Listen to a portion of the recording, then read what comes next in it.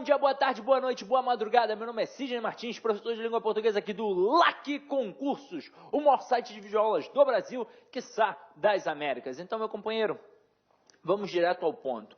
Hoje a nossa aula é bem específica, relacionada às comunicações oficiais, que são versadas pelo Manual da Presidência da República.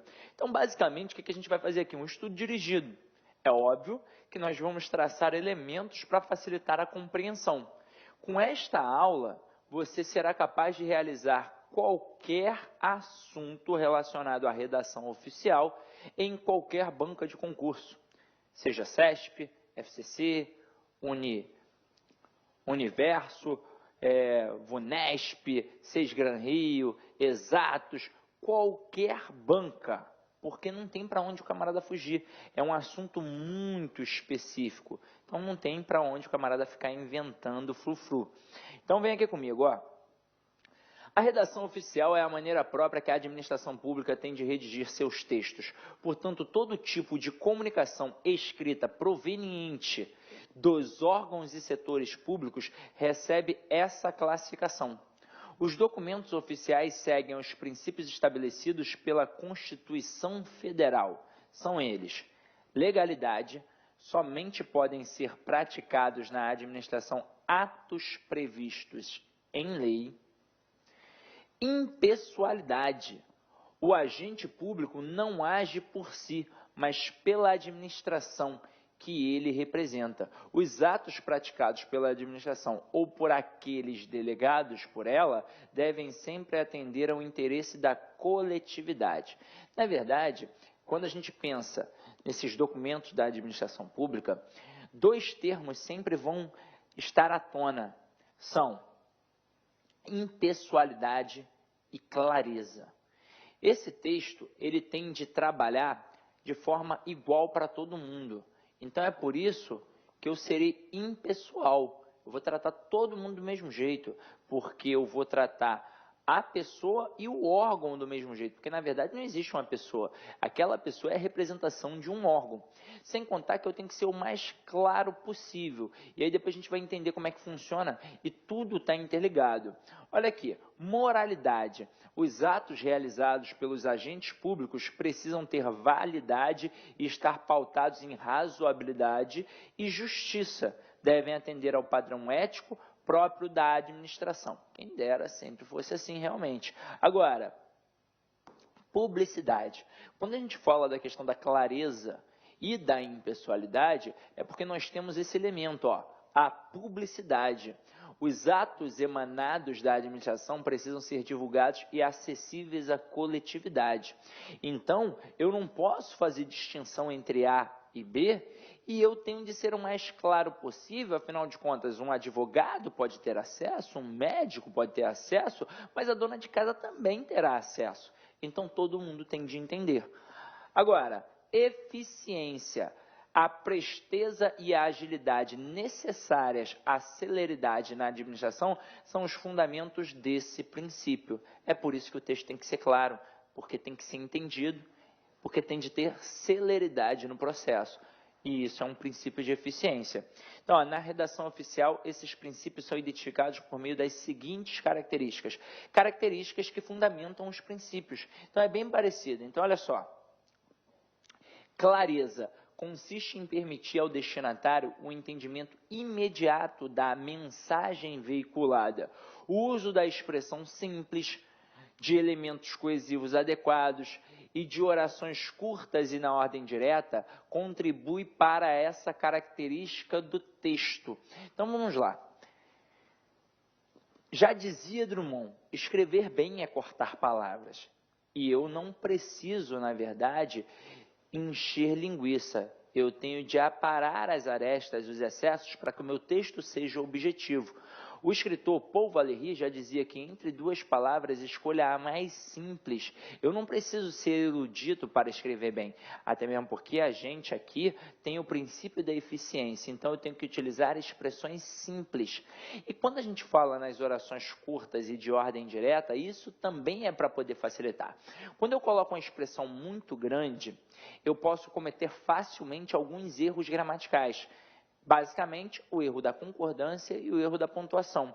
Quando eu tenho um sujeito muito grande, a tendência do escritor, naquele momento, é pensar na época da escola, e ele vai realizar uma concordância entre o verbo e o sujeito.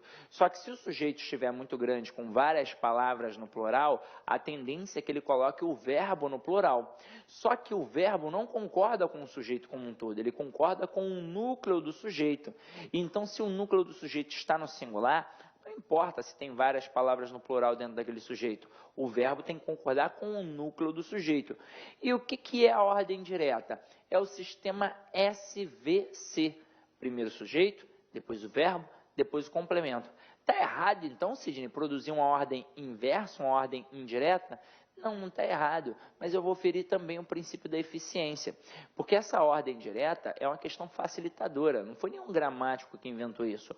Nós, falantes comuns da língua, não sabíamos nem flexionar o verbo direito e falávamos assim, ó, eu sabo isso, ou seja, primeiro o sujeito, depois o verbo, depois o complemento. Todo mundo compreende se está na ordem direta. É uma questão de facilitar a comunicação. Agora, veja um exemplo errado e um exemplo certo relacionado à questão da clareza. O errado: solicitamos a Vossa Senhoria arquivar a documentação juncada sobre a mesa separada, a fim de melhor contribuir para o coenvolvimento ativo deste setor na organização do ambiente laboral. Tudo bem que você até pode ter um vocabulário extenso e saber que labor é relacionado a trabalho, e saber que juncado é alguma coisa que está ali bagunçado, mas o camarada não tem essa obrigação, porque ele estaria perdendo tempo indo a um dicionário. Então é por isso que a gente tem que utilizar sempre expressões simples. Olha aqui a forma certa. Solicitamos a Vossa Senhoria arquivar separadamente a documentação espalhada sobre a mesa, para a melhor organização do ambiente de trabalho. Disse a mesma coisa, de uma forma muito mais simples e que com certeza a pessoa irá entender. Agora, olha a questão da objetividade, que no final das contas se mistura também com a questão da clareza. Característica associada à clareza, cuja finalidade é apresentar as informações de maneira direta, sem rodeios ou detalhes desnecessários. Contribuem para a objetividade, a concisão e o uso moderado de adjetivos, advérbios e períodos compostos. Olha aqui, um exemplo errado. Ao cumprimentar Vossa Senhoria, temos a honra e o prazer de informar que a solicitação feita por sua ilustre pessoa teve entrada neste setor dia 28 de abril de 2011. Então, ele não foi objetivo e ainda ficou se valendo de adjetivos. Parece a famosa puxada de saco. E a gente tem de evitar isso, né, na administração pública. Até na administração privada também. Agora, olha a forma certa. Informamos a Vossa Senhoria o recebimento da sua solicitação em 28 de abril de 2011. Olha como é que foi muito mais rápido, muito mais objetivo. Disse praticamente a mesma coisa, só que sem ficar enrolando, sem ficar puxando o saco. Olha a próxima aqui, ó. Concisão. Diretamente ligada à objetividade. A concisão leva o texto oficial a ser breve. Por essa característica, o produtor escolhe sempre que possível as expressões mais curtas da língua, sem comprometer o sentido do texto. Na verdade, isso daqui vale para qualquer tipo de texto, não só a redação oficial, mas a redação que você produz para um concurso público, o texto que o articulista faz na Folha de São Paulo. Isso daqui serve para qualquer tipo de texto que queira ser bem produzido. E é o seguinte, para eu poder fazer uma concisão, em que momento eu vou fazer? É na hora da revisão. Eu não faço um texto e entrego de cara, eu vou fazer a revisão. A melhor forma de fazer uma revisão é fazendo uma leitura em voz alta, para que eu possa perceber os meus possíveis erros. Porque se eu fizer uma leitura mental, dificilmente eu vou enxergar palavras que eu repeti, elementos, períodos truncados, eu não vou enxergar. Agora, se eu fizer uma leitura em voz alta, facilmente eu vou enxergar termos repetitivos e também vou conseguir perceber frases truncadas, porque eu vou falar assim, caramba, isso está meio estranho. Se eu escrevi e achei estranho, imagina a pessoa que vai ler. Então, chegou o momento de cortar, de substituir, de utilizar as expressões mais simples, e é para isso que a gente vai fazer a concisão para que o texto seja objetivo. Então, olha aqui um exemplo errado. Gostaríamos de responder a Vossa Excelência que o material solicitado por meio do expediente memorando número 38/2011, aí aqui a sigla, foi enviado a esse setor neste dia de 1º de maio de 2011. Olha a forma certa. Em resposta ao memorando, olha que rápido, número 38/2011, informamos o envio em 1º de maio de 2011 do material solicitado por Vossa Excelência. Ou seja, cortei um pouquinho aquilo que era desnecessário, disse a mesma coisa e o texto ficou objetivo e claro. Olha o próximo aqui, ó, muito importante para nós. Norma culta consiste no uso adequado das estruturas linguísticas e de vocábulos de língua portuguesa. Então, observa aqui, ó, errado. Encaminhamos a Vossa Excelência, a abreviação já foi feita errada, os autos e solicitamos vosso parecer sobre o pleito. Caramba! Olha a forma certa. Encaminhamos os autos a Vossa Excelência, agora sim certinho, e solicitamos parecer sobre o pleito. E é o seguinte, quando o camarada trabalha a norma culta, é o português padrão culto da língua portuguesa. Seguinte, aqui dá até para a gente brincar um pouquinho em relação à variação linguística. Então, quando eu penso em variação linguística, eu tenho a questão do dialeto e eu tenho a questão do registro. Quando eu falo em dialeto, eu tenho o dialeto geográfico, o dialeto etário, o dialeto social, né, eu vou botar aqui o de sexo, botar etário, geográfico e o social. E quando eu falo do registro, eu tenho o registro formal e informal. Quando eu falo no social aqui, ó, que é o que mais confunde o aluno, ele confunde o social com a questão do registro. Aqui eu tenho o inculto e o culto. O objetivo da escrita padrão em todo ato de comunicação oficial é ser culto e formal. Então vamos entender isso daqui. Quando a gente fala das questões da impessoalidade, além de eu tratar todo mundo do mesmo jeito, eu também não vou deixar as marcas geográficas, aquelas minhas marcas pessoais, aquele meu discurso baseado na oralidade. Porque quando a gente fala em dialeto, a gente tem a mudança geográfica, etária, sexual e social. O que é um dialeto geográfico? É mostrar que o camarada que mora no Rio de Janeiro não fala igual o camarada que mora no Ceará, que não fala igual ao camarada que mora no Rio Grande do Sul. Por exemplo, aqui no próprio Rio de Janeiro, eu gravo aqui no Rio de Janeiro, a gente fala diferente do camarada que mora em Niterói, do outro lado da ponte. Aqui eu vou à padaria e peço um joelho, ele pede um italianinho. Aqui eu solto pipa, ele solta cafifa. Por exemplo, aqui a gente compra empim, no Nordeste é macaxeira. Então, há diferença geográfica. E é para isso que a gente tem de ter um padrão culto da língua. A gente percebe isso facilmente nos telejornais. O jornal regional, ele tem as marcas regionais. Qual é o jornal que é padrão culto da língua? O Jornal Nacional. Observa que o William Bonner não tem sotaque. Ele trabalha o português padrão da língua e evita ao máximo qualquer tipo de sotaque. Agora, o que é um dialeto etário? É a diferença das idades. Uma criança não fala da mesma forma que um adulto, que não fala da mesma forma que um idoso. Por exemplo, a criança chama o cachorro de au-au. E se a gente parar para pensar, isso é um trabalho até de acordo com as convenções sociais. Imagina o seguinte, imagina um homem muito bonito passando na rua. A minha avó iria falar assim, que pão, porque é como se fosse o Alain Delon, né, naquela época da minha avó. Uma mulher de seus 30 anos vai falar, que homem bonito. E uma menina de 14, 15 anos vai falar, que isso, novinho? Então tem uma diferença. E isso daí também não pode deixar marcado. Até mesmo porque Você não vai ser uma criança que vai trabalhar dentro do regimento público. Agora, dialeto de sexo é a diferença do dialeto da conversa de um homem para uma mulher. O homem tende a ser mais objetivo e mais ríspido em suas palavras, e a mulher tende a ser mais afetuosa. Tende, tá? Nem sempre é assim. Então, por exemplo, eu pego este controlezinho aqui e pergunto a um homem o que ele acha. Ele vai falar, pô, bacana, legal. E uma mulher, ai, que fofinho, que bonitinho. Então, é assim que funciona, tá? Agora, o que é o dialeto social? Aqui, realmente, é a questão do certo e do errado. Aqui é a questão do certo e do errado. É o erro crasso.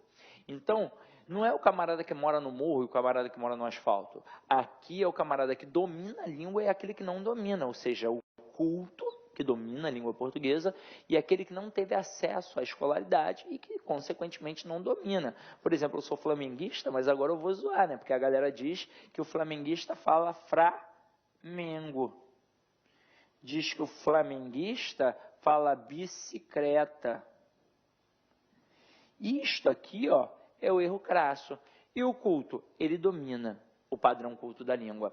Aí é o seguinte, este camarada que é culto, ele pode fazer o uso do registro formal e do informal. O que é o registro formal e informal? É a questão do adequado e não inadequado. Eu não vou à praia de terno, assim como não vou a um casamento de sunga de praia. É a relação da adequação. Mas o camarada que não domina a língua, ele não tem como se adequar. Somente aquele que domina. E com que intuito ele vai utilizar um registro informal? Para uma questão de aproximação. Por exemplo, um médico, se ele for atender o Neymar, fisioterapeuta, o fisioterapeuta vai atender o Neymar. Esse músculo que a gente normalmente no dia a dia chama de panturrilha, tem um termo técnico, é gastrocnêmio. Então o Neymar vai ao consultório de um fisioterapeuta, o fisioterapeuta vai falar que o Neymar está com gastrocnêmio lesionado. Agora, em casa, com a netinha dele, você acha que ele vai falar gastrocnêmio? Ele não vai falar nem panturrilha. Ele vai falar que a netinha dele machucou a batatinha da perna. É para se aproximar. Por exemplo, eu, professor de língua portuguesa, se eu estiver num boteco com os meus amigos, eu vou ficar corrigindo todo mundo? Vou ficar utilizando um português escorreito, erudito? Claro que não, né? Eu seria o chato. Então, ali a gente vai bater um papo, vai jogar uma conversa fiada fora, vai utilizar o português coloquial. Ou seja, o informal é o português coloquial e o formal é o padrão da língua. Então, o nosso objetivo na documentação oficial é utilizar o português padrão formal culto da língua portuguesa, ou seja, aquilo que é certo, tá? Então, vamos lá. Agora que a gente já sabe como é que nós vamos trabalhar, vamos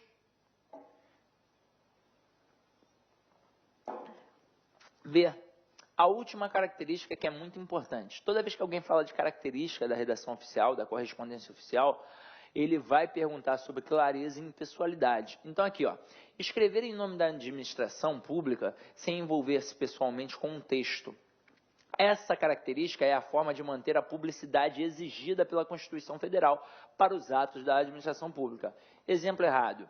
Comunicamos ao ilustre Procurador-Geral da República que temos o prazer de fazer chegar a mãos tão dignas a versão final do fidedigno relatório emitido pelo chefe de Departamento Financeiro acerca dos comedidos gastos do ano de 2010. Caraca, que puxada de saco. A forma certa. Senhor Procurador-Geral da República, encaminhamos a Vossa Excelência o relatório, né, produzido pelo chefe do Departamento Financeiro acerca dos gastos no ano de 2010. E é o seguinte, daqui a pouco a gente vai trabalhar isso. Eu sei que na teoria é uma coisa e na prática é outra. Mas eu trato todo mundo de senhor, a não ser os chefes de poder que eu vou tratar como excelentíssimo senhor. E outra coisa, eu não vou ficar puxando o saco. Ah, meu chefe gosta, então toque, né? Dance de acordo com a banda. Agora, pela administração, pelo regimento, a gente não vai fazer isso não, tá? Agora vamos começar a visualizar os documentos que nós utilizamos. Então vamos lá, ó. Primeiro aí a gente tem um atestado. É documento firmado por uma ou mais pessoas a favor de outra. E aí se liga, a favor de outra, declarando a verdade de qualquer fato de que se tenha conhecimento. No serviço público, um servidor pode, em razão de seu ofício ou função, fornecer atestado a outrem, para que sirva de comprovação. Olha a estrutura do atestado. O título, atestado em maiúsculas e centralizado. O texto, a exposição do fato. O início com o verbo na primeira pessoa do singular, no presente do indicativo, atesto. Local e data, por extenso e centralizados. Assinatura, nome, cargo, função da autoridade que atesta. Aí é o seguinte, por que é importante prestar atenção nessa relação de local e data? O atestado, por exemplo, é centralizado. Quando a gente chegar no padrão ofício, vai ser alinhado à direita. Então, a gente tem que ficar atento a essas coisinhas mais chatas. Olha um exemplo aqui de atestado. Então, eu tenho aqui, ó, atestado, centralizado.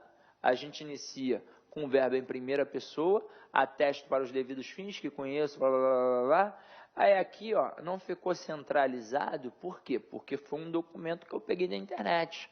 Mas lá, dentro do teu órgão, da tua autarquia, você vai ter o quê? Um padrão, um modelo a seguir. Então, isso daqui você não precisa ficar se preocupando. Lá dentro já vai ter. Agora, o que é uma certidão? É declaração feita por escrito com base em documento original, objetivando comprovar a existência de ato ou registro de interesse de alguém. Olha essa observação.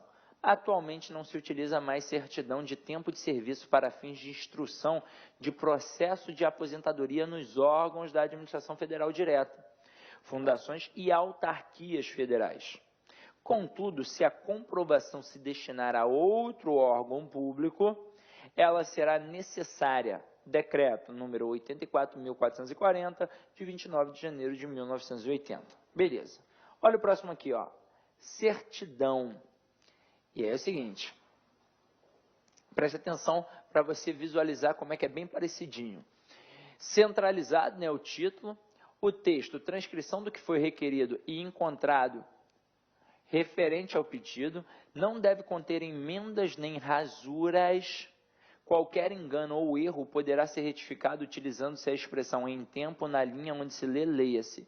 E aí você percebe que cada tipo de texto tem um contrato de comunicação. Por exemplo, se fosse aquela dissertação argumentativa que a gente faz num concurso público, eu só poderia assinalar o erro através de um risco simples. Aqui eu vou colocar em tempo na linha tal, onde se lê, por exemplo, casa com Z, leia-se casa com S, para mostrar a relação do erro.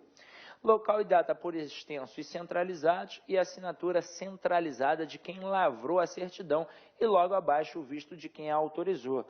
Aí um exemplo do documento, tudo bonitinho. Agora, declaração. Essa daqui é sensacional, porque é parecida com atestado, e aí tu tem que ficar ligado. Olha só, é ato verbal ou escrito afirmativo da existência ou não de um direito ou de um fato. A declaração é semelhante ao atestado, diferindo apenas quanto ao objeto. Ela, a declaração, é sempre expedida em relação a alguém, enquanto o atestado é sempre em favor de alguém. E aí você agora vai destacar isso daqui, ó, no teu material, porque isso daqui cai em prova, exatamente do jeito que está aqui, Ctrl+C e Ctrl+V. Então, ó, a declaração é sempre expedida em relação a alguém, enquanto o atestado é sempre em favor de alguém. Estrutura da declaração, muito parecida à estrutura do atestado. Ó, título centralizado e com maiúsculas. O texto inicia-se sempre com a palavra declaro ou declaramos e em seguida faz-se a exposição do assunto com o nome do interessado em destaque. Então, no atestado, eu sempre vou falar em primeira pessoa do singular, atesto. Aqui dá para falar em primeira pessoa do singular ou em primeira pessoa do plural. Declaro ou então declaramos. Local e data, por extenso e centralizados, e a assinatura, o nome do emitente e respectivo cargo. Agora, olha o exemplo da declaração. Declaração centralizada, declaro para os devidos fins, local e data aqui à direita, centralizados, assinatura, tudo direitinho. É a mesma estrutura sempre. Agora, próximo documento, requerimento, muito interessante. Provavelmente, você, neste momento, já passou pela faculdade, é óbvio. E aí, você trabalhou com certeza algum tipo de requerimento na faculdade e agora vai trabalhar vários. Então, se liga só, o que é um requerimento? É o documento por meio do qual o requerente dirige-se a uma autoridade administrativa para solicitar o reconhecimento de um direito ou concessão de algo sobre o amparo da lei. Observação, o requerimento contém apenas 2 parágrafos. O primeiro terá um só período, com a identificação completa do requerente, inclusive a profissão, residência e domicílio, nome do papagaio, do periquito, bem como a explicitação do direito ou da concessão cedida. No segundo, ocorre a forma terminal em 1 ou 2 linhas e será sempre redigido em terceira pessoa. Isso é importante, ó. Primeiro de tudo, vamos entender o que é isso aqui, o reconhecimento de um direito ou a concessão sob o amparo da lei, né? de algo sob o amparo da lei. Quando eu fazia faculdade, eu estudei na UFRJ, e lá a gente tinha um negócio chamado AGF. O que era isso? Quando eu fazia inscrição online numa turma, caso tivesse lá, sei lá, 40 alunos, e eu fizesse a inscrição, e na hora que eu fui fazer minha inscrição, eu vi que já tinham 40 alunos. Eu estava me inscrevendo sabendo que já tinha passado do número que foi delimitado. Ou então eu fiz a inscrição dentro deste número. Aí o que poderia acontecer? No dia, a aula com 100 pessoas. Mas caramba, só tem o quê? 40 vagas no sistema. Se eu fiz a minha inscrição, eu era, por exemplo, número 30, aquilo é meu direito. Então o professor fala assim, ó, vai lá no departamento, pede um requerimento que eu vou te incluir aqui direitinho, porque é seu direito. Aí você vai lá, faz o requerimento, explica a situação. Aí no segundo parágrafo você coloca assim, nestes termos, pede deferimento. Beleza. Nada de peço, tá? Nada de primeira pessoa. Aí, se eu fiz a inscrição e eu era o número 50, por exemplo, se só tem 40 vagas, aí o professor fala assim, pô, quer saber? Eu vou te incluir também. Eu vou abrir mais vagas. Ali não é mais um direito. Ali é uma concessão. Ele está cedendo para mim algo que, na verdade, não era meu direito, mas que ele resolveu abrir mão e deixar eu participar da turma. Entenderam como é que funciona? Olha aqui a estrutura. O título requerimento em maiúsculas em negrito e centralizado. Vocativo, isso é importante, ó, tratamento seguido de indicação do cargo da pessoa a quem é dirigido, seguido prioritariamente de vírgula ou 2 pontos. Tem de ter esta pontuação, vírgula ou 2 pontos, que é para poder marcar este vocativo. Texto, o nome do requerente, sua qualificação, nacionalidade, estado civil, idade, residência, profissão, nome do papagaio, do periquito, por aí vai, o objeto do requerimento, com a identificação dos respectivos fundamentos legais e finalidade do que se requer. Fecho. A fórmula terminal mais utilizada é, nesses termos, pede deferimento.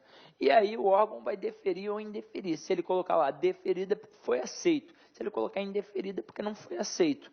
Local e data escritos por extenso, assinatura e nome ali do requerente centralizado. Olha um exemplo. Requerimento. Senhor diretor do Centro de Ciências, vírgula, vocativo.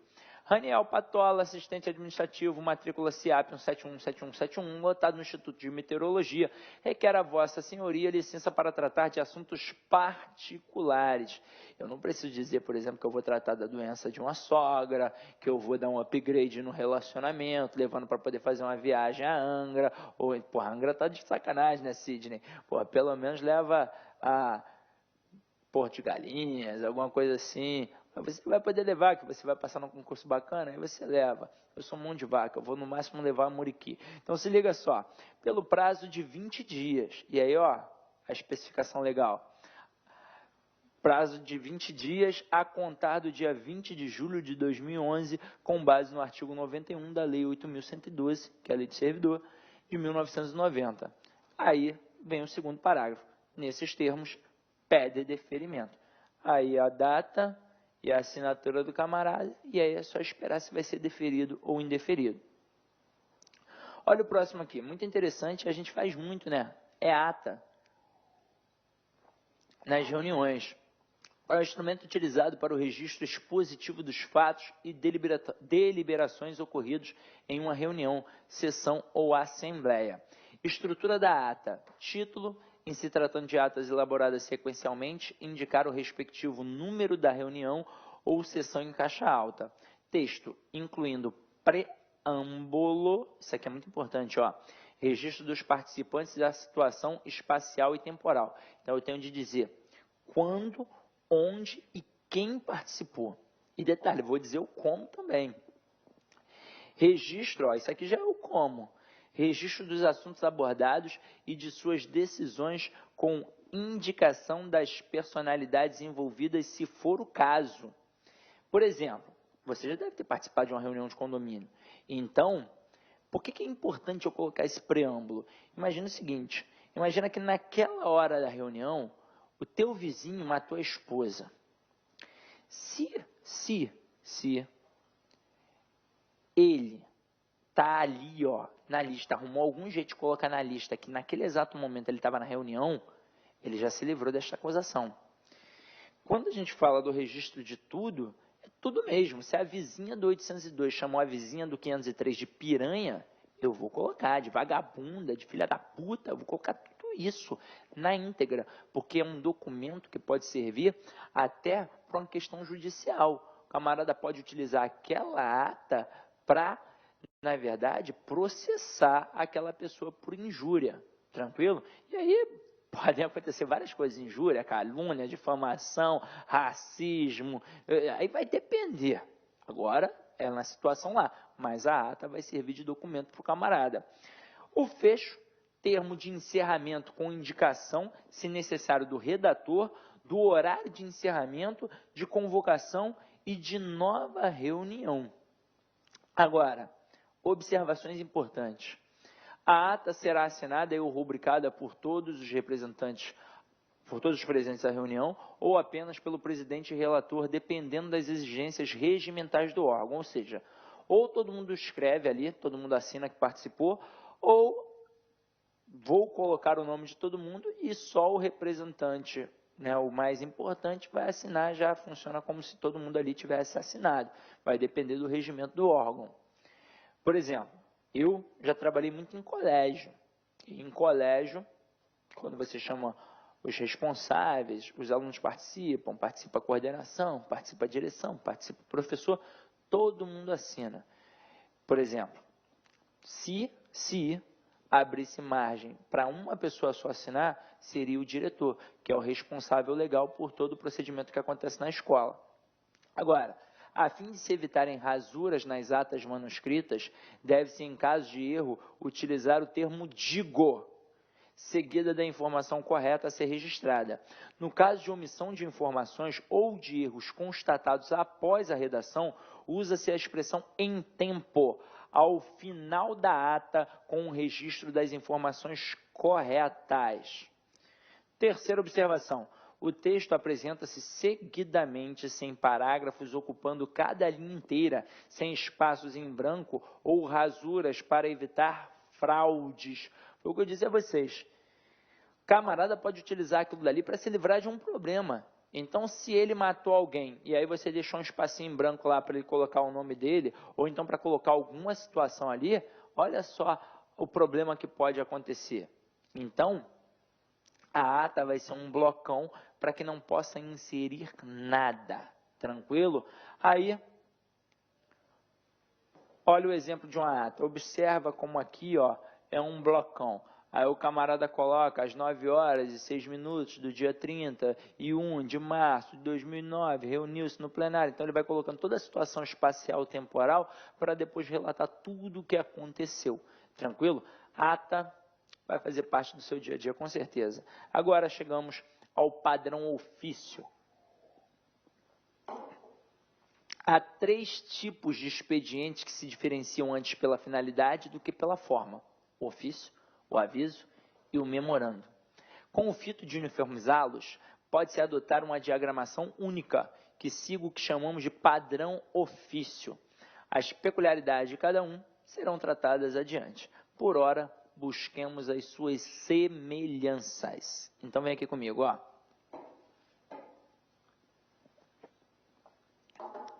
Partes do documento no padrão ofício. Tá aqui, ó, o aviso, o ofício e o memorando devem conter as seguintes partes. Letra A, tipo e número do expediente seguido da sigla do órgão que os pede. Olha o exemplo aqui, ó. Memorando 123/2002 MF. Aviso 123/2002 SG. Ofício 123/2002 MME. Então, eu coloco o tipo, o número e a sigla que está expedindo. Agora, eu também vou ter local e data em que foi assinado por extenso com alinhamento à direita. Então, por exemplo, o atestado e a declaração, o local e a data ficavam o quê? Centralizados. Agora, no padrão ofício, vai ficar à direita. A gente também vai ter assunto. É o resumo do teor do documento. Quando você manda um e-mail, por exemplo, tem um espacinho que você coloca assunto, que é para resumir já o que você está trabalhando. Agora aqui, exemplo, produtividade do órgão de 2002 e o outro, necessidade de aquisição de novos computadores. Caramba, você já sabe sobre o que vai versar o texto. Destinatário, o nome e o cargo da pessoa a quem é dirigida a comunicação. No caso do ofício, deve ser incluído também o endereço. Então, o ofício é um diferenciado. Tranquilo? Agora, olha como é que funciona o texto. Nos casos em que não for de mero encaminhamento de documentos, o expediente deve conter a seguinte estrutura: introdução, desenvolvimento e conclusão. Na introdução, que se confunde com o parágrafo de abertura, na qual é apresentado o assunto que motiva a comunicação. Evite o uso das formas. Tenho a honra de, tenho o prazer de, cumpre-me informar que, empregue sempre a ordem direta e sem salam aleikum. Desenvolvimento, no qual o assunto é detalhado. Se o texto contiver mais de uma ideia sobre o assunto, elas devem ser tratadas em parágrafos distintos, o que confere maior clareza à exposição. E conclusão, em que é reafirmada ou simplesmente reapresentada a posição recomendada sobre o assunto. Por exemplo, aqui a gente fala de uma estrutura muito comum e conhecida, que é a estrutura da dissertação argumentativa que a gente usa no concurso público. Na introdução, o que o camarada fez ali? Ele topicalizou, fez o tópico frasal e apresentou os argumentos. Como diz o próprio texto que a gente acabou de ler, se eu tenho mais de um argumento, eu terei mais de um parágrafo de desenvolvimento, porque para cada argumento apresentado, eu terei um parágrafo de desenvolvimento. Então, se ali eu apresento 2 argumentos, aqui eu terei de desenvolver o argumento 1 e aqui desenvolver o argumento 2, na sequência, para facilitar a compreensão de quem está lendo. E na conclusão eu vou fazer uma retomada da introdução, mais uma síntese do tema. Então, eu não posso deixar de mencionar o que foi trabalhado, exposto ali na introdução. Por quê? Porque assim o texto fica cíclico e muito fácil a compreensão. Tranquilo? Agora,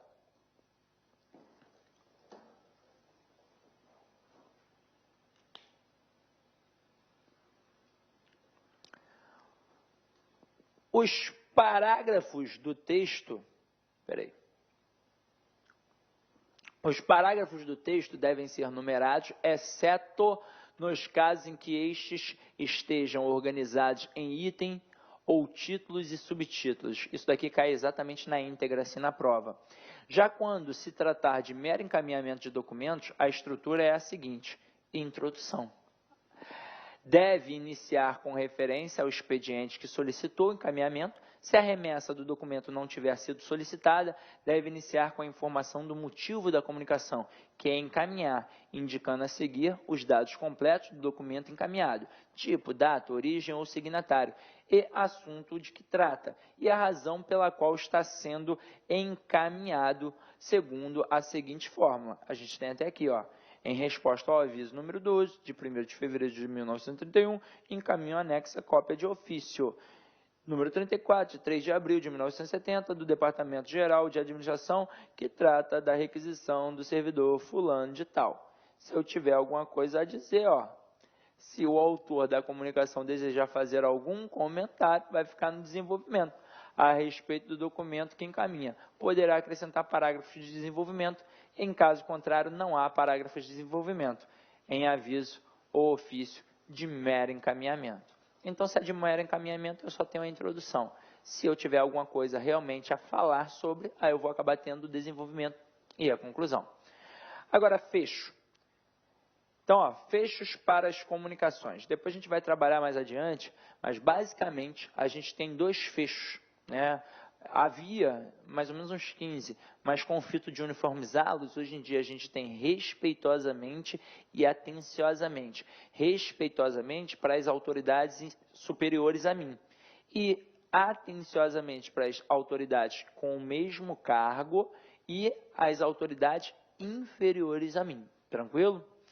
Assinatura do autor da comunicação e identificação do signatário. Então, vamos lá. Olha a forma da diagramação. Os documentos do padrão ofício devem obedecer a seguinte forma de apresentação.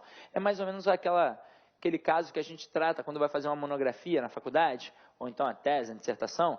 Então, a gente vai seguir as regras da ABNT. Então, aqui a gente tem as nossas regras, que são versadas pelo Manual da Redação da República. Então, olha só. Deve ser utilizada fonte do tipo Times New Roman, de corpo 12 no texto em geral, 11 nas citações e 10 nas notas de rodapé. Para símbolos não existentes na fonte Times New Roman, poder-se-á utilizar as fontes Symbol e Wingdix. Caraca, que pronúncia, hein? Mas geralmente a gente usa Symbol. É obrigatório constar a partir da segunda página o número da página. Então, na primeira não tem, porque é a primeira página, mas adiante, número 2, número 3, número 4, número 5, número 6, e por aí vai. Os ofícios, memorandos e anexos destes poderão ser impressos em ambas as faces do papel. Neste caso, as margens esquerda e direita terão as distâncias invertidas nas páginas pares, margem espelho. Na verdade, isso daqui é para economizar papel, né? Então, eu faço a margem espelho. O constante, né, aquele número 1 aí, neste item aplica-se também a exposição de motivos e a mensagem. Então, ó, tudo isso daqui vai se empregar ali na exposição de motivos e a mensagem que vai cair no teu concurso também. Daqui a pouco a gente dá uma olhada como é que funciona. Então, olha aqui. A gente também vai trabalhar o início de cada parágrafo do texto. Então, a gente vai trabalhar, ó, 2,5 centímetros de distância à margem esquerda. Detalhe, o campo destinado à margem esquerda terá no mínimo 3 centímetros de largura. Então, quando eu for constituir um parágrafo, é 3 centímetros da margem mais 2,5 centímetros de distância para poder constituir o parágrafo. E o campo destinado à margem lateral direita terá 1,5 centímetros. Como é que isso funciona? Assim, ó.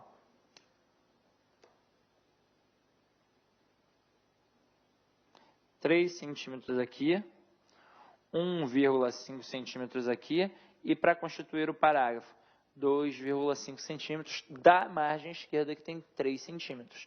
Tranquilo? Então, vamos lá, ó. Deve ser utilizado espaçamento simples entre as linhas e de ponto 6 após cada parágrafo, ou se o editor de texto utilizado não comportar tal recurso, de uma linha em branco, porque uma linha em branco é mais ou menos esse espaço aqui de 6 pontos. Não deve haver abuso no uso de negrito, itálico, sublinhado, letras maiúsculas, sobreado, sombra, relevo, bordas ou qualquer outra forma de formatação que afete a elegância e a sobriedade do documento. Na verdade, gente, todo elemento que eu for destacar, eu vou utilizar apenas um recurso. Ou é o negrito, ou é o itálico, ou é o sublinhado.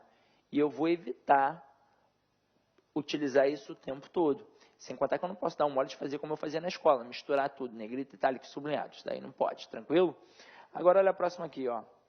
A impressão dos textos deve ser feita na cor preta, em papel branco. A impressão colorida deve ser usada apenas para gráficos e ilustrações. Sidney, eu já trabalho num local que usa aquele papel reciclável. Beleza. Na teoria uma coisa, na prática outra. Então, na prática, a gente vai pensar sempre em papel branco.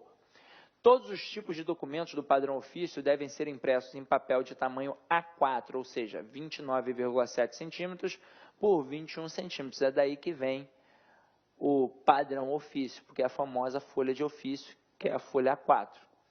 Deve ser utilizado preferencialmente o formato de arquivo retext nos documentos de texto.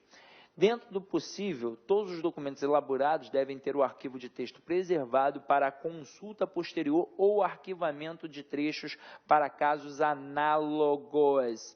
Então, meu companheiro, isso daqui é para facilitar a forma do camarada não perder e achar aquilo dali depois. Para facilitar a localização, os nomes dos arquivos devem ser formados da seguinte maneira, e aí não tem como perder isso mesmo, ó. Tipo do documento, mais número do documento, mais palavras-chave do conteúdo. Exemplo, ofício 123, relatório de produtividade no ano de 2002. Caramba, com certeza vai achar, vai aparecer lá para você no arquivo. Agora, aviso e ofício. Definição e finalidade. Aviso e ofício são modalidades de comunicação oficial praticamente idênticas. A única diferença entre eles é que o aviso é expedido exclusivamente por ministros de Estado para autoridades de mesma hierarquia, ao passo que o ofício é expedido para e pelas demais autoridades.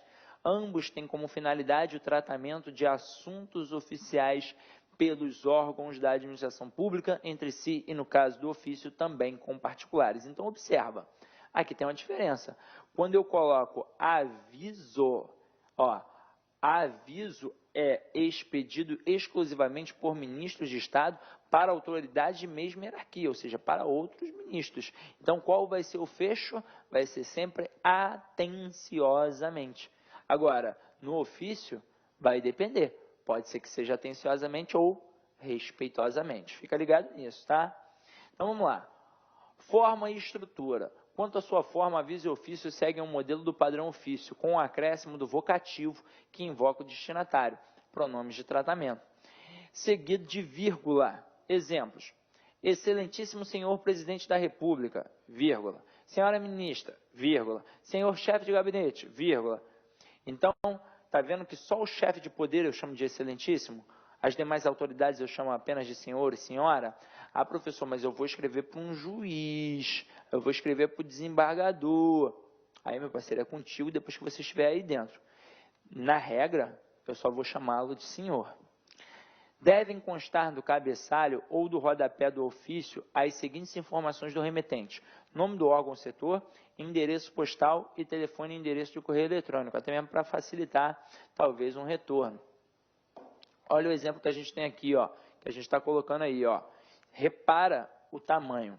Quando eu for colocar aqui o tipo do documento, o número e a sigla, eu vou colocar a 5 centímetros da margem superior. Agora aqui, ó, 3 centímetros da margem esquerda, 2,5 centímetros para colocar o parágrafo, 1,5 centímetros à margem direita, local e data alinhados à direita. Aqui a gente tem o assunto, que é o resumo, o vocativo, que é o senhor deputado, e observa como os parágrafos são numerados. São numerados, a não ser que sejam itens ou subitens. E aí, observa, quando eu passo para a próxima folha, lá para encabeçar o trabalho, era 5 centímetros. Agora são 3,5 centímetros. Tranquilo? Então, antes eram 5 centímetros, agora são 3,5 centímetros para colocar o 6º parágrafo que foi apresentado aí.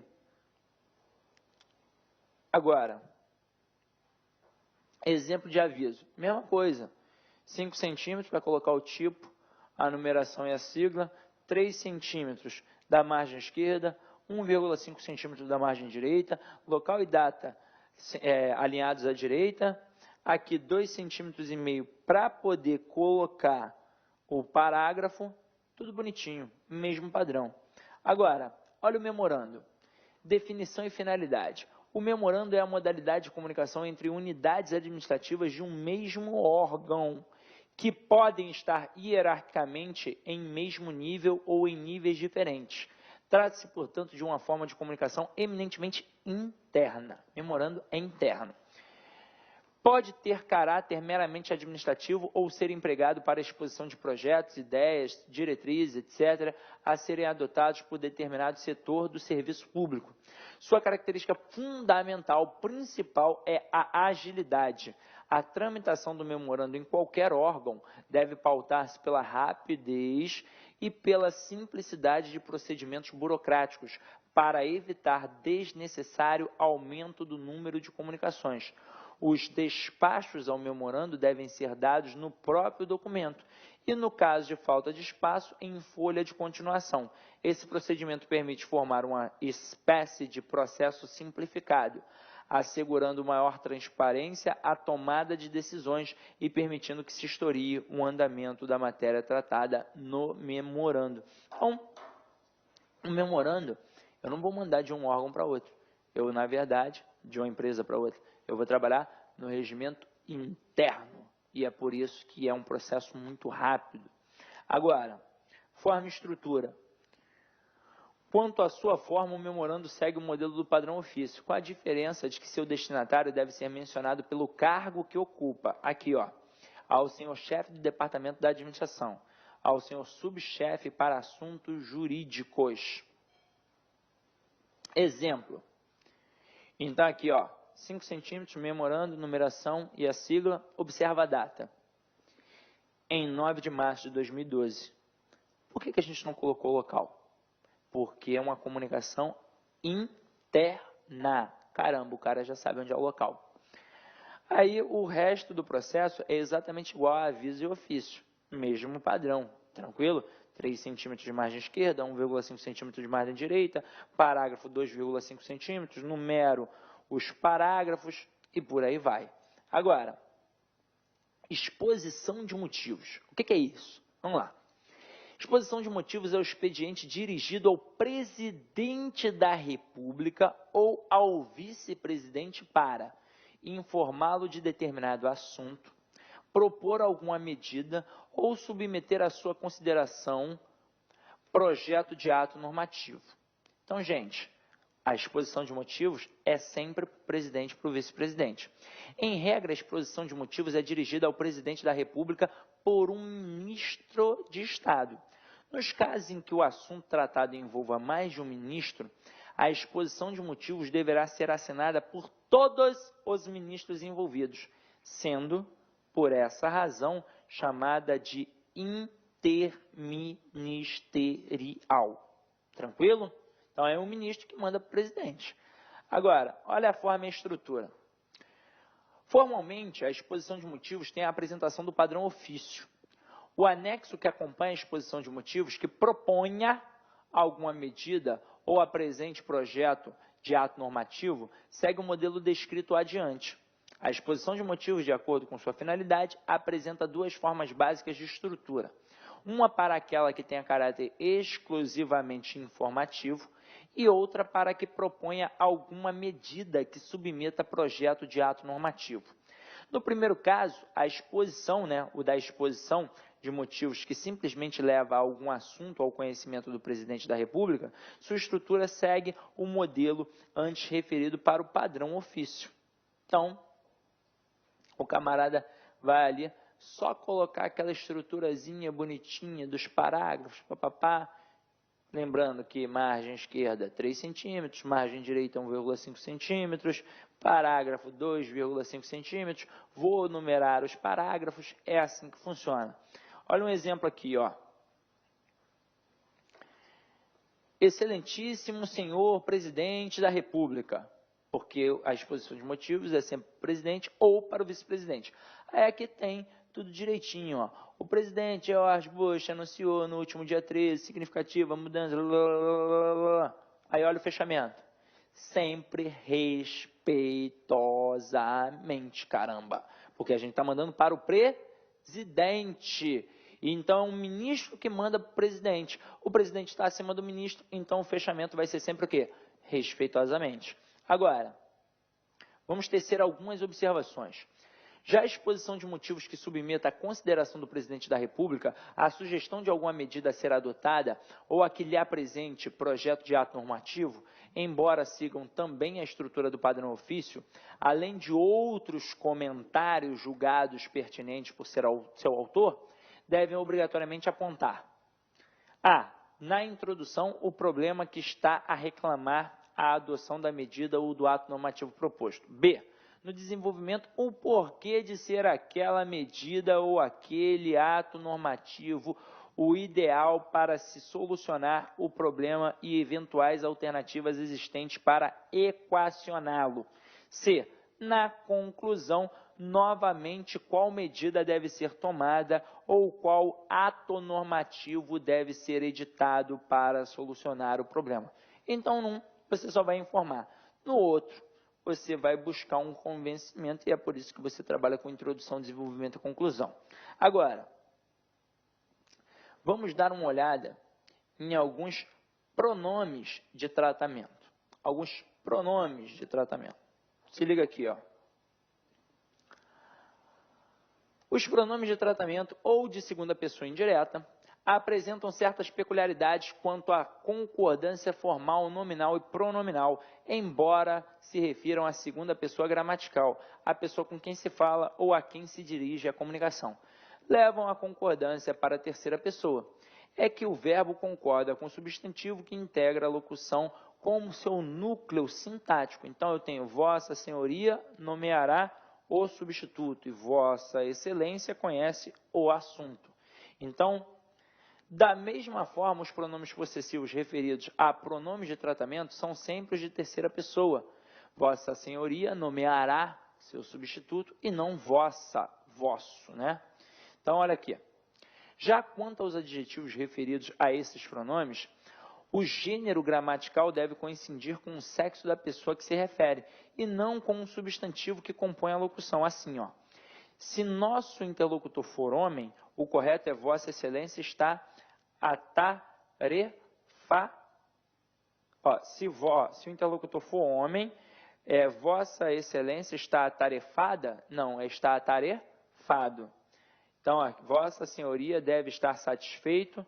Se for mulher, Vossa Excelência está atarefada e Vossa Senhoria deve estar satisfeita. Então, se é homem, atarefada, aqui sai um erro de digitação, depois você corrige aí, e satisfeito. Se for mulher, atarefada e satisfeita. Agora,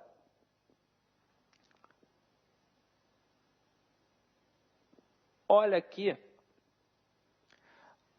a mensagem para a gente poder trabalhar.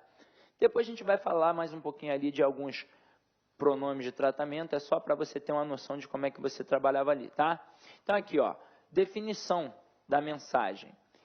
É instrumento de comunicação oficial entre os chefes de poderes públicos, notadamente as mensagens enviadas pelo chefe do Poder Executivo ou Poder Legislativo para informar sobre o fato da administração pública, expor o plano de governo por ocasião da abertura de sessão legislativa, submeter ao Congresso Nacional matérias que dependem de deliberação de suas casas, apresentar veto, enfim, fazer e agradecer comunicações de tudo quanto seja de interesse dos poderes públicos e da nação.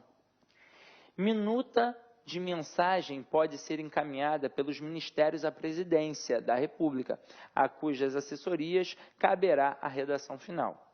As mensagens mais usuais do Poder Executivo ao Congresso Nacional têm as seguintes finalidades. Então, observem as finalidades. Nós temos a possibilidade de encaminhamento de projeto de lei ordinária, complementar ou financeira, encaminhamento de medida provisória, indicação de autoridades, pedido de autorização para o presidente ou vice-presidente da República se ausentarem do país por mais de 15 dias, encaminhamento de atos de concessão e renovação, de concessão de emissoras de rádio e TV, encaminhamento das contas referentes ao exercício anterior, mensagem de abertura da sessão legislativa, comunicação de sanção com restituição de autógrafos, comunicação de veto e outras mensagens que a gente vai pensar depois que está lá dentro para poder trabalhar. Agora, a priori, são essas daqui. Veto, então, vira e mexe a gente está conversando sobre algum veto que a presidente ou presidenta Dilma pode vetar aí, ó. Agora, olha o exemplo aqui de uma mensagem. Excelentíssimo senhor presidente do Senado. Aí o camarada coloca: comunico a Vossa Excelência o recebimento das mensagens, mas quais informa a promulgação, blá, blá, blá, blá, blá. E aí vai, aí coloca aqui o local e a data, tudo direitinho, tudo bonitinho. Isto é um exemplo de mensagem. Agora, telegrama. Com o fito de uniformizar a terminologia e simplificar os procedimentos burocráticos, passa a receber o título de telegrama toda comunicação oficial expedida por meio de telegrama, de telegrafia e telex. Por se tratar de forma de comunicação dispendiosa aos cofres públicos e tecnologicamente superada, deve restringir-se o uso do telegrama apenas àquelas situações que não seja possível o uso de correio eletrônico ou fax, e que a urgência justifique sua utilização e também em razão de seu custo elevado. Esta forma de comunicação deve pautar-se pela concisão, né? Que é para não gastar muito papel. Forma e estrutura. Não há padrão rígido, devendo-se seguir a forma e a estrutura dos formulários disponíveis nas agências dos Correios e em seu sítio na internet. Agora, olha o fax. Forma abreviada já consagrada de facsímile. É uma forma de comunicação que está sendo menos usada devido ao desenvolvimento da internet. É utilizado para a transmissão de mensagens urgentes e para o envio antecipado de documentos, de cujo conhecimento há premência quando não há condições de envio do documento por meio eletrônico. Quando necessário, o original, ele segue posteriormente pela via e na forma de praxe. Se necessário, o arquivamento deve-se fazê-lo com cópia xerox do fax e não com o próprio fax, cujo papel em certos modelos se deteriora rapidamente. O papel do fax, a gente sabe, é muito parecido com aquele papelzinho que a gente pega nos caixas eletrônicos. Tanto é que se você guarda aquilo dali e não tira uma xerox, aquilo dali vai se deteriorar e vai sumir, vai apagar, igual o fax. Por isso que eles fazem uma xerox para guardar como arquivo. Olha a forma aqui. Isso daqui o camarada vai utilizar um padrão já fixo lá da administração, se necessário for, né? Porque na verdade ele vai acabar utilizando o correio eletrônico, o e-mail. Então, olha aqui, ó, o correio eletrônico, o e-mail, por seu baixo custo e celeridade, transformou-se na principal forma de comunicação para a transmissão de documentos. Forma e estrutura. Um dos atrativos de comunicação por correio eletrônico é sua flexibilidade. Assim, não interessa definir forma rígida para a sua estrutura. Entretanto, deve-se evitar o uso de linguagem incompatível com uma comunicação oficial. Então, na verdade, ele não tem aquele padrãozinho que a gente utiliza normalmente no padrão ofício ou em outros documentos, mas a gente vai sim trabalhar o padrão culto da língua, ou seja, não vou utilizar uma linguagem incompatível, tá? Agora, emprego dos pronomes de tratamento. O emprego dos pronomes de tratamento obedece à secular tradição. São de uso consagrado, Vossa Excelência, para as seguintes autoridades. Então, acompanhe comigo, ó. Do Poder Executivo, Presidente da República, Vice-Presidente da República, Ministro de Estado, coordenadores e vice-coordenadores, governadores e vice-governadores de Estado e do Distrito Federal, oficiais generais de Forças Armadas, embaixadores, secretários executivos de ministérios e demais ocupantes de cargos de natureza especial, secretários de Estado dos governos e estaduais, prefeitos municipais, também do Poder Executivo, deputados federais e senadores, ministro do Tribunal de Contas da União, deputados estaduais e distritais, conselheiros dos Tribunais de Contas estaduais, presidentes das câmaras legislativas municipais. Aí nós temos também aqui do Poder Judiciário, ó.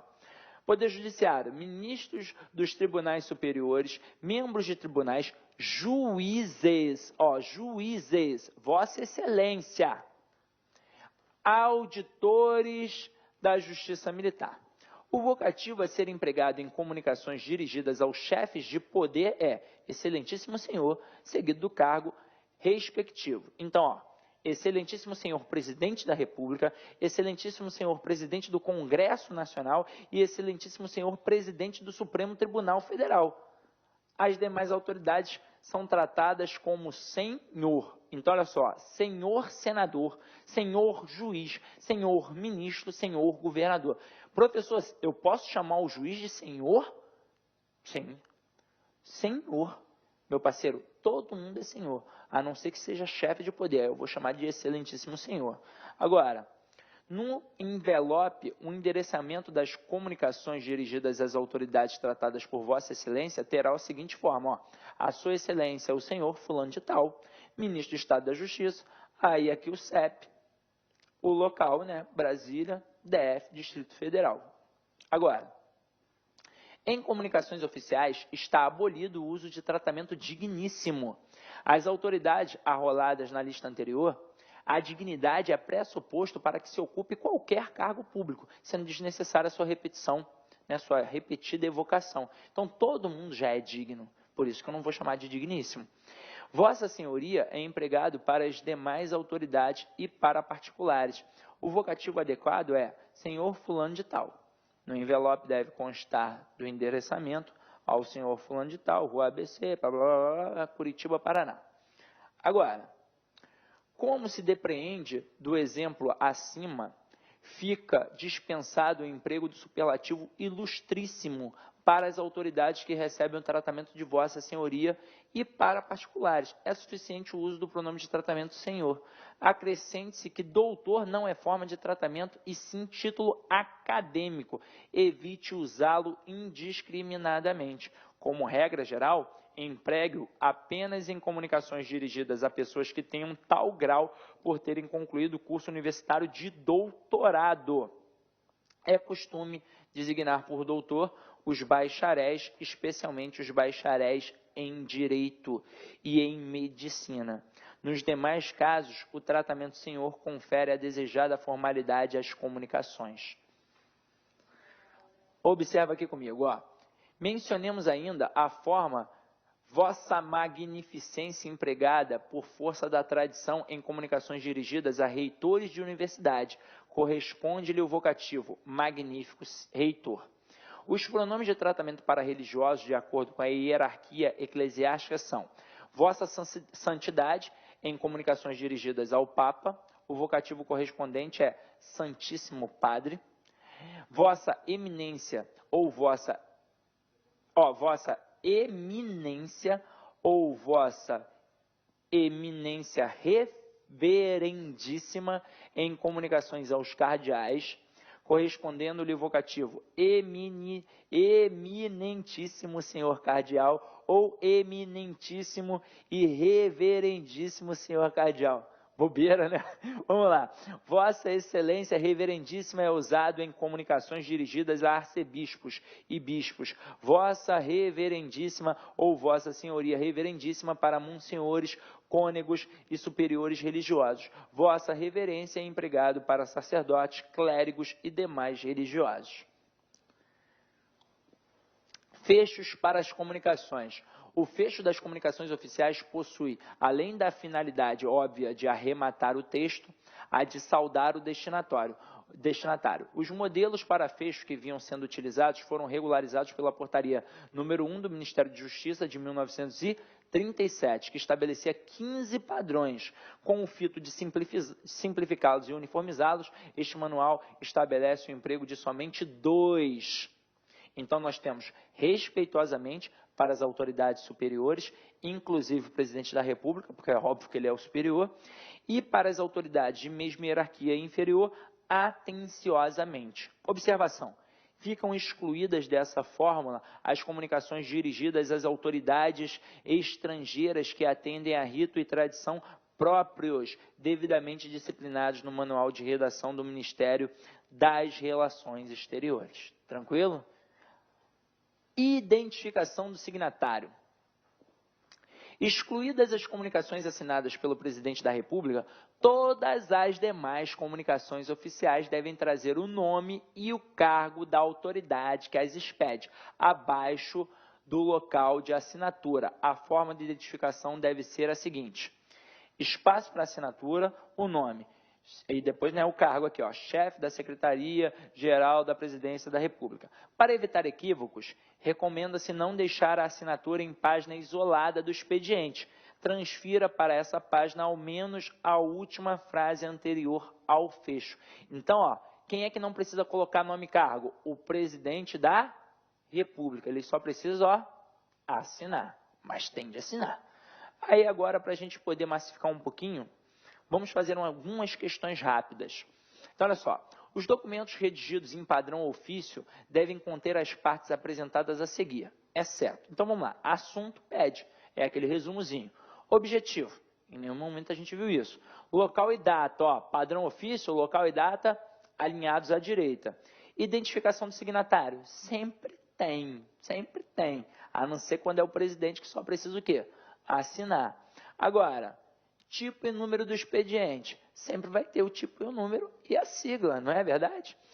Então, o único que não apresenta aqui é a letra B, objetivo. Então, essa é a nossa questão. Questão 2. A modalidade de comunicação adequada entre as unidades administrativas do mesmo órgão, caracterizada por ser uma forma de comunicação interna, é, sem sombra de dúvidas, o memorando. Falou de comunicação interna, a gente pensa no memorando. Agora, indique a opção que não apresenta uma característica necessária à documentação oficial. Letra A. A linguagem empregada deve ser simples e seguir o padrão culto da língua. Perfeito, tem de ser assim. Letra B. Os textos devem ser concisos, precisos e adequados à situação da comunicação. Perfeito. Letra C. Os parágrafos do texto devem ser numerados, exceto quando se organizarem em itens. Perfeito. Letra D. Devem-se usar termos técnicos e também regionalismos para manter a objetividade. Primeiro, regionalismo de jeito nenhum. E quando a gente pensa em termos técnicos, tem algumas situações que não há como fugir daquele jargão. Por exemplo, jargão jurídico. Não tem como evitar, né? Você vai trabalhar isso daí e vai ter um tipo de jargão. Mas o ideal é que não tenha.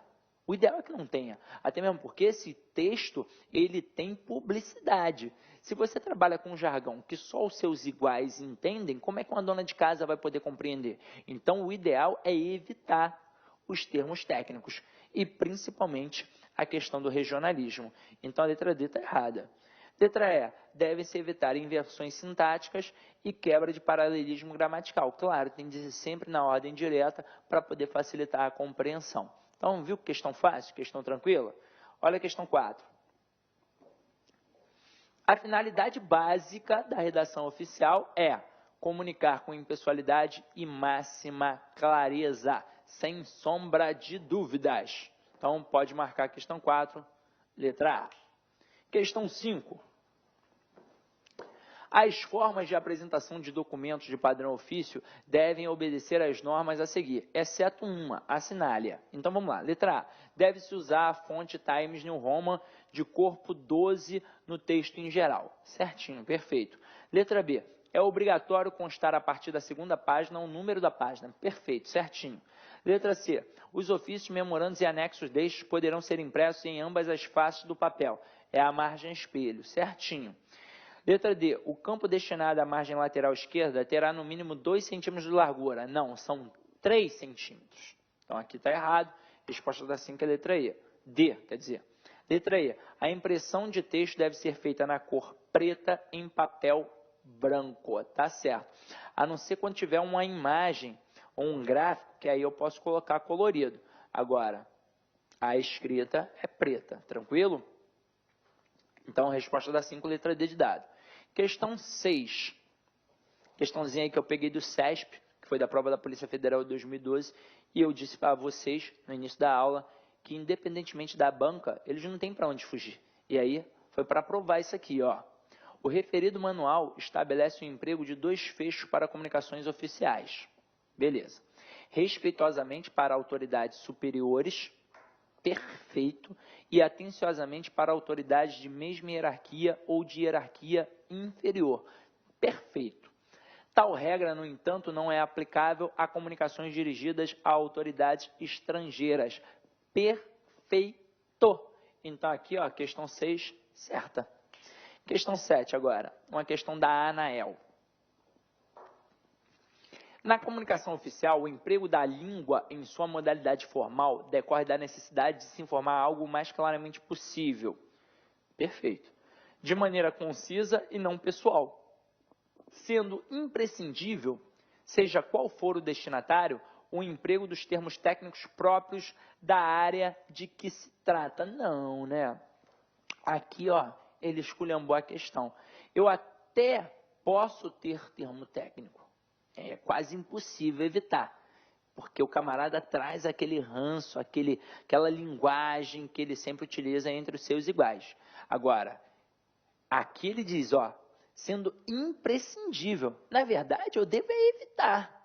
Vai acabar acontecendo, mas o ideal é que se evite, porque eu vou falar mais uma vez, esse texto será público. Então, todo mundo tem que entender. Tranquilo? Olha só, meu companheiro. A aula, eu procurei ser o mais rápido e objetivo possível, até mesmo porque basta você agora fazer 2 ou 3 leituras no máximo deste material, que você com certeza vai gabaritar qualquer questão de comunicação oficial na sua prova. E aí, para deixar uma mensagem final interessante, uma mensagem do Michael Jordan, ó. Errei mais de 9.000 arremessos na minha carreira, perdi quase 300 jogos, 26 vezes fui escolhido para fazer o arremesso final e falhei. Falhei vezes e mais vezes na minha carreira, e foi por causa disso que me tornei um vencedor. Então, meu companheiro, cada vez que eu erro, eu aprendo. A gente só aprende errando. Espero ter contribuído significação para a aquisição do teu conhecimento. Dá uma avaliada aí na aula, procurei ser o mais objetivo possível, sem ficar enchendo linguiça, até mesmo porque no padrão oficial, no padrão ofício, né, no padrão culto da língua, na comunicação oficial, na redação oficial, no manual da Presidência da República, a gente deve ser o mais claro e objetivo possível.